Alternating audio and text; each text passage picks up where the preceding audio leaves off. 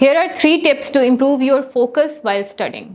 पढ़ाई के दौरान में फ़ोकस मेंटेन करना बहुत ही मुश्किल टास्क है और आजकल के ज़माने में जब हमारे पास टूल्स बहुत ज़्यादा हैं, डिस्ट्रैक्शन टूल्स, गैजेट्स हैं, मोबाइल है, नेटफ्लिक्स है, we have couple of distraction tools, तो हमारे लिए चीज़ें हमारे बच्चों के लिए मुश्किल हो गई हैं to maintain that focus and to avoid distractions. तो आज मेरे पास 3 इम्पॉर्टेंट पॉइंट्स हैं जिनको आप सामने रख के अपना फोकस बढ़ा सकते हैं अपनी पढ़ाई पे।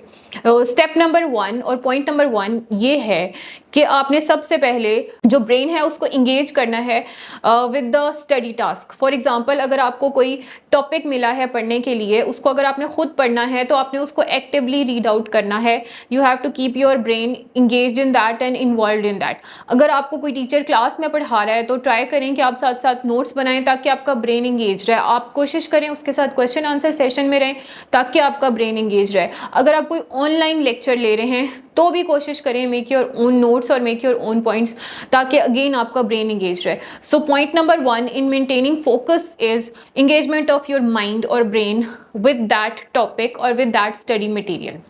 पॉइंट नंबर 2 ये है कि आपने कॉन्सेंट्रेट कैसे करना है, अपना कॉन्सेंट्रेशन कैसे बढ़ाना है।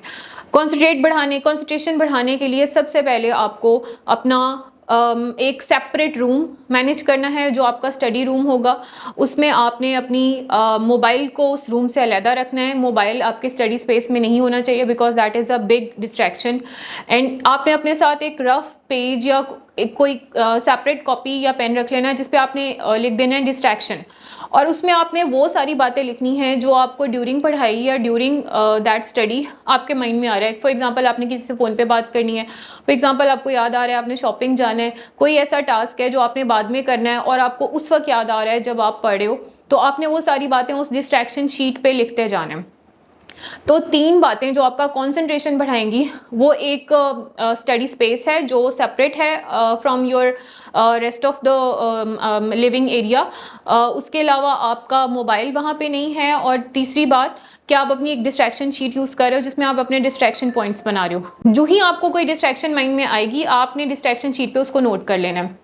अच्छा, और one very important point is that कि जो आपका कॉन्सेंट्रेट करने का टाइम है it should be in small chunks. For example, अगर आपने एक चंक 15 मिनट का रखा है तो बस keep it, don't make it longer. इसको आप 15 मिनट के स्पैन पे रखें और उस टाइम में आपने बाकी सारे रूल्स को फॉलो करना है। आपने टॉपिक पढ़ना है, आपने उसको दोबारा से मोबाइल यूज़ नहीं करना, डिस्ट्रैक्शन शीट को यूज़ करते रहना है। सो आपने इन 3 चीज़ों को माइंड में रखते हुए अपना जो कंसंट्रेशन टाइम है उसको सेम रखना है, लेकिन कंसंट्रेशन बढ़ानी है। अच्छा, ये 2 पॉइंट्स, पहला नंबर पॉइंट यही था कि आपने अपनी माइंड को एंगेज रखना है विद द स्टडी मटेरियल। दूसरा पॉइंट ये था कि आपने कंसंट्रेट कैसे करना है, उसके मैंने आपको आगे 3 पॉइंट्स बता दिए।